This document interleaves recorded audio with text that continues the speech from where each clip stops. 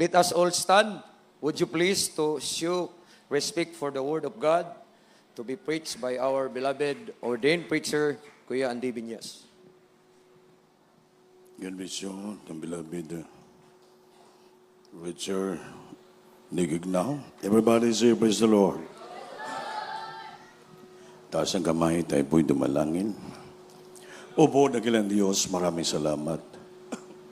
Dakilang mga taong kalumot sa amin sa araw na to. O pa'y kaming sambahin, pasalamatan at purihin, Lord. Thank you so much, Lord, for the protection, for the safety that you bring me here safe, Lord, so that we can offer you the sacrifice of praise. Worship to thy great name, Lord, because thou art holy. An awesome God, a wonderful God, thou art worthy to give praise, Lord. Thank you so much for all the provision, the blessing you've given to us, protection, strength, given to us, Lord. All the day long of our life, you'll be here in our midst, Lord. You anoint every part of the service. We feel the holy presence.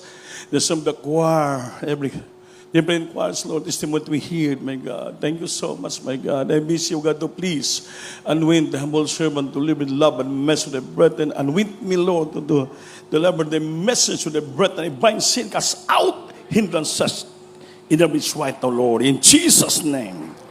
Amen. Palakpakan po natin, Diyos. So the highest praise, glory, and thanksgiving, and majesty, O little loving God. Our dearest Savior, give double honor and respect to our dearly beloved parents in the Lord, and always remembering and cherishing and treasuring their blessed preaching and teaching. Both of them, our beloved Honorable Pastors Almeida, Lestan Pastor Legon Almeida, and greetings to the whole blessed Almeida children, and also the beloved family, and I greet to my beloved wife, my children, my co-workers, my two preachers. So all of you, my dearest parents in Christ, sa lahat po na mabibigkas biyon sa buong daigdig, magandang araw sa inyo lahat. Palakpakan po natin ang ating Panginoon. Everybody say, praise the Lord. So we are here today just to commemorating the birth of beloved Stan Pastor Legon Almeida. Of course, siya po'y nasa langit na, in heaven, but we always commemorating this. Nalala po natin, mga minamahal, na sila po ay very special sa atong buhay na because of their sacrifices, their teaching and preaching with the beloved Honorable Pastor, tayo po ay nagkaroon ng kaligtasan. Amen?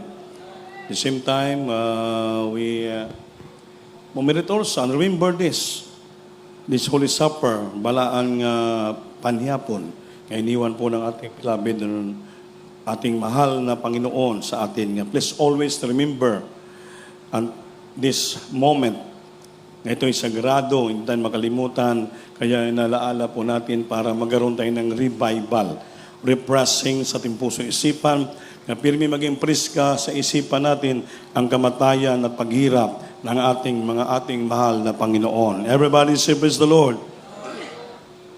Praise the Lord. Praise the Lord. Mga minamahal sa buhay ng Kristiyano, hindi ko natin malikayan at maiwasan. Talagang may mga bagyo nga dumarating sa buhay natin. Amen? Amen? Kaya yung title ng ating mensahe ngayon ay Pag-asa sa gitna ng bagyo. Amen ba? Sunod-sunod na bagyo dumarating sa Luzon. Marami na pinsala sa ibang mga lugar. Nabahaan sila, na-damage sila sa mga bagyo. Iba-ibang bagyo dumating sa buhay nila. Ngunit, hindi naman nagpabaya ang ating gobyerno. So kung ating gobyerno nagbigay ng pag-asa, tulong sa ating mga kababayan, lalo na po sa ating Panginoon, mayroon siyang pag-asa sa gitna ng bagyo. Palakpakan po natin ang ating Panginoon. Kaya hindi pag-ibasa sa Biblia, ating mga pangunahing teksto, Isaiah chapter 41 verse 10, and then Matthew chapter 11 verse 28 up to 30.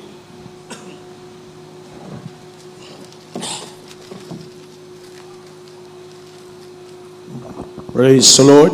Sa aklat ng Isaias, Kabanata 41, ang talata ay 11. Yes. Yes. Huwag kang matakot, sapagkat ako'y sumasayo. Huwag kang manglupaypay, sapagkat ako'y iyong Diyos. Aking palalakasin ka. Oo, aking tutulungan ka. Oo, aking aalayan ka ng kanang kamay ng aking katwiran. Amen. Amen. Matthew chapter 11, verses 28 up to 30. Praise the Lord. Sa aklat ng Mateo, Kabanata 11, ang talata ay 28 hanggang 30. Magsiparito sa akin, kayong lahat na nagapapagal at nangagbibigatang lubha, at kayo'y aking pagpapahingahin. 29. Pasanin ninyo ang aking pamatok at mag-aral kayo sa akin, sapagkat ako'y maamo at mapagpakumbabang puso, at masusumpungan ninyong ang kapahingahan ng inyong mga kaluluwa. 30. Sapagkat malambot ang aking pamatok at magaan ang aking pasan. Amen. Palakpakan po natin ang Diyos, maminamahal. Everybody say, praise the Lord. Maminamahal, mayroong pangako ang Diyos na magbigay pag-asa at sa atin sa oras sa gitna ng bagyo. Amen? Ang bagyo nga dumating sa buhay natin ay iba-iba. Amen ba?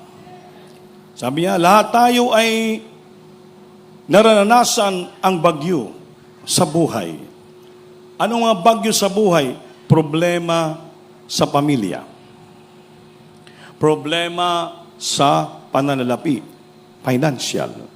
Then problema sa ating kalusugan, sa ating katuwang pisikal. Then problema mismo sa ating personal nga buhay. Amen ba? Amen? Ito po yung itawag dito ng mga bagyo. Unos. Una, problema sa pamilya. Hindi maiwasan, may dumarating na bagyo sa pamilya. Amen? Minsan di magkaunawaan ang ating pamilya. Nagaway-away ang ating pamilya. Nagkagagulo ang ating pamilya. Nag-inggitanay ang ating mga pamilya. Nagsisiraan ang ating bawat pamilya. Hindi po maiwasan. Yan ang tinatawag na bagyo. Amen? Salwa, bagyo sa pananalapi. Saan dumarating sa atin yung crisis? Kawalaan. Nasa-short tayo sa mga budget. Minsan wala na tayong pangbili ng pagkain. Minsan wala tayong pangbayad sa mga bills, water bill, electric bill, lahat, renta. Wala tayong pangbayad sa ating inulugan ng mga buwanan, ng mga inutang natin. Kaya dumarating sa atin na iba-ibang klaseng bagyo sa buhay. Kaya marami ibang tao hindi malaman kung anong gagawin pag dumating ng problema bagyo sa buhay. Lalo pag wala ng pera. Amen? Amen. Sabi na, mabuti pa na yung pera, may tao. Pero yung tao, walang pera. Mapalakpakan ba natin, Diyos? Nakikinig ba kayo? O baka nainitan na kayo? Kaya magbigay na kayo para makapatay tayo ng simbahan. Para makalipat na tayo doon, para gawin natin air condition para makatulog kayo. Amen. Ito hindi ka makatulog sa sobrang init. Hindi ka rin makapag-concentrate. Kaya bagyo din po yon. Amen. Bagyo ng init. Sige, pamaypay. Ang paypay mo, bagyo din yun ng hangin. Amen. Wala mapuntan, puro na lang bagyo. Amen ba? Palakpakan. Bagyo ng init. Grabe. Kaya talagang may bagyo dumarating sa buhay ng Kristiyano. Ngunit may pag-asa ang Diyos sa gitna ng bagyo. Palakpakan po natin ang ating mahal na Panginoon. Bagyo sa ating kalusugan, yan dumarating. Ang ating karamdam, bigla lang. Wala ka namang malakas yung katawan mo, bukas nagtataka ka, bakit mahina ng katawan mo? Mayroon ka naramdaman sa tuhod, naramdaman ka na sa paa, hindi mo na maintindihan anong naramdaman mo sa buhay. Yun ang itawag na dumating ang bagyo sa iyong kalusugan. Your health, trials to your health. So yan ay katotohanan, tinuod yan. Amen ba? Amen ba? Yan ang katotohanan yan. Tinuod na, ang pagod at takot ay likas na ramdaman ng tao. Totoo po yun. Pagod, gabing kakapoy, gabi pang luya, gabi pang hihina. dumarating not is nature. Takot. Dumarating, manervyos ka na, mag-alala ka na, mabalaka ka na, anong kakain ko bukas, anong pambili ko, anong pangbayad, ano kaya mangyari sa buhay ko, kung hindi gagaling ang karamdaman, ano kaya mga anak ko, ano kaya pamilya ko, ano kaya mangyari sa buhay ko someday, bakit dumating sa buhay ko itong grabe mga problema, bagyo po. Kaya katotohanan po yun, mga minamahal. Ngunit sa taligitna ng bagyo na yan, dumating sa buhay, mayroong pangako at pag-asa na pangako ng Diyos sa ating buhay. Hindi tayo pabayaan ng Diyos. Amen ba? Sabi na Isaiah 41 verse 10, huwag kang matakot. Natural ang takot. Huwag kang manglulupaypay. Huwag kang manghina. Sabi ng Diyos, palakasin ko ikaw. Amen? Tulungan ko ikaw at alalayan ko ikaw ng aking kanang kamay ng katwiran. So may pangako, may pag-asa ang Diyos. Huwag dapat tayo matakot. That is demons of fear, pag-alala, anxiety, depression. Kaya sabi nyo, for bear down not, huwag kang matakot. For I am with thee, kasama natin ang ating Panginoon. Be not dismayed, huwag kang maglulupay-pay. For I am thy God. Ako ang iyong Diyos. Yes, I will strengthen thee. Palakasin kita. Yeah, I will help thee. Tulungan kita. Yeah, I will uphold thee with the right hand. Umeres, hawakan kita, alalayan kita sa aking kamay ng katwiran. So wala ka dapat ikatakot. Wala ka dapat ipangamba ano mangyayari sa buhay mo. Kahit ilang bagyo pa yan dumating sa buhay mo, anong lindol pang dumating, anong pang tsunami dating sa buhay natin, mga pagtayog ng demonyo, bagyo sa ating buhay. Sa Biblia, sa gitna ng bagyo, mayroon pangako ang ating mahal na Panginoon. Everybody say praise the Lord. Amen ba? Sabi dito, pagod at takot ay likas naramdaman ng tao. Anong mensahe? May kabila ng bagyo, sa kabila ng problema, may kapayapaan at lakas na nagmumula lamang sa ating mahal na Panginoon. Amen ba?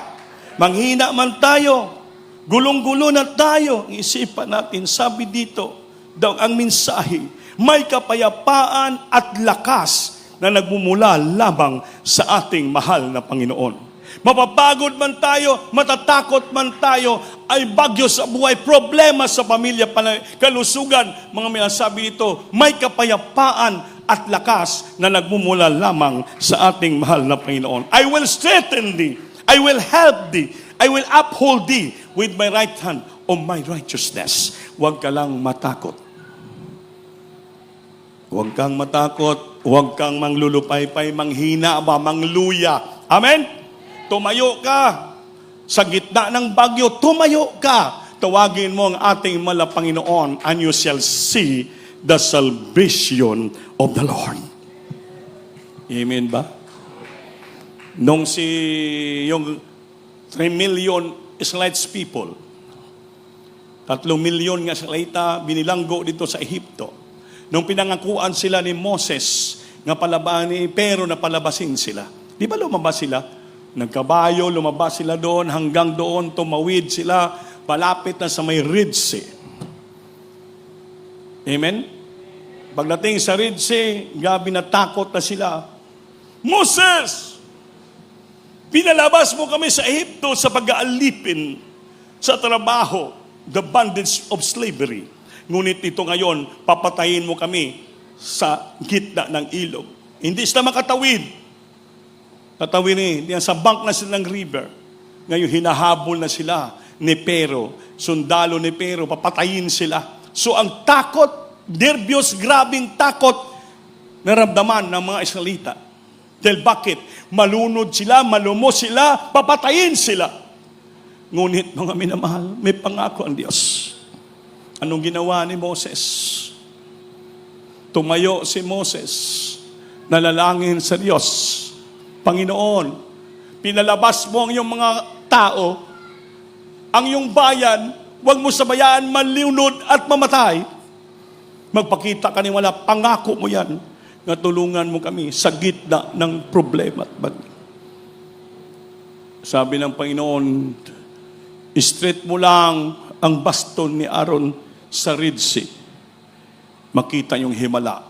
Pagano ni Aaron, biglang nahati ang dagat, naging kalsada, nakatawid ang 3 million nga Israelita. Palakpakan natin ang Diyos. Nakatawid sila hanggang malapit na sila sa gitna, hanggang sa pikas nga bank of the river.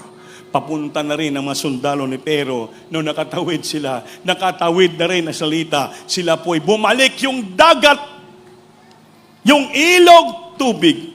Lahat sila nangamatay sa lakas ng tubig. Palakpakan po natin Diyos. Kaya sabi ng Panginoon, huwag kang matakot, huwag kang manghina, huwag kang manglulupaypay. Sa gitna ng problema, sa gitna ng bagyo, sabi ng Panginoon, I will help thee, I will strengthen thee, I will uphold thee with the right hand of my righteousness. Palakpakan natin ang Diyos. Kapartner ng tao yung takot. Kapartner ng tao yung pagod, panghihina. San manghina ka na, hindi ka naganahan mag-overnight. Hindi ka naganahan sumimba. Hindi na ganahan sumimba, lalo supper. Kaya mainit, maraming kapatiran. Lalo hindi malugod ang Diyos sa iyo. Amen? Holy Supper pa naman, importante, nga once a month lang natin ginagawa, ay sabi ng Biblia, please do it in remembrance of me. Take it and drink it this day in remembrance of me. Basahin nyo. Kakainin mo, inumin mo, gawin mo ito sa pag-alaala sa akin. So wala ka dito sa Holy Supper, dahil marami kang mga rason sa iyong buhay. Hindi ka dumalo, inuna mo pa yung mga transaction mo sa labas. Ano ba ang mga ginawa mo doon, mga minamahal? Yung mga transaction mo sa labas, yung naging bagyo sa buhay mo na hindi mo naiwasan, na bagyo ka. Kaya hindi ka nakapunta ng samban. Importante pa naman ang araw ito, sagrado, nga ating sundin ang sinabi ng Diyos. Kakanin mo, inumin mo ito, gawin mo ito sa pag-alaala sa akin. Dahil dito lang natin malaala ang paghirap kamatayan sa Ginoo at dito mapatawad ang ating kasalanan. May balik ang ating unang first love palagi sa ating Panginoon. Dahil sa araw-araw buhay, isang buwan na yan, ipagbaka, hindi maiwasan sa maraming bagyo dumating sa buhay mo. Manghina ka, manglulupaypay ka, tinatamad ka na, you lost your strength, mawala. Dahil sa kahirapan, bagay narap mo sa buhay, saan may maramdaman ka sa katawan mo. Kaya kailangan pag every last day of the month, Sunday of the month, dito ka, magkaroon ka ng puasa ka, magpasting ka, manangin ka para mapatawad ka, ma-refresh, ma-revive ka ng ating Panginoon. At inyo to take this. Take it and drink it because this doye and remembrance of me. Inalaala mo naman ang katawan ni Kristo nga isa kita sa katawan ni Kristo. Hindi tayo pwede mag-iba sa kanyang katawan. We are one body of Christ and member in particular. That's why we are one body. Isa lang tayong katawan ni Kristo. Pag mahiwalay tayo sa totoong katawan, manghina tayo. Sa katawan kompleto, ang membro sa katawan, may mata, may ulo, may dainggan, may kamay, may paa. Pag mahiwalay yung kabay, hindi balanse. Maputol ito.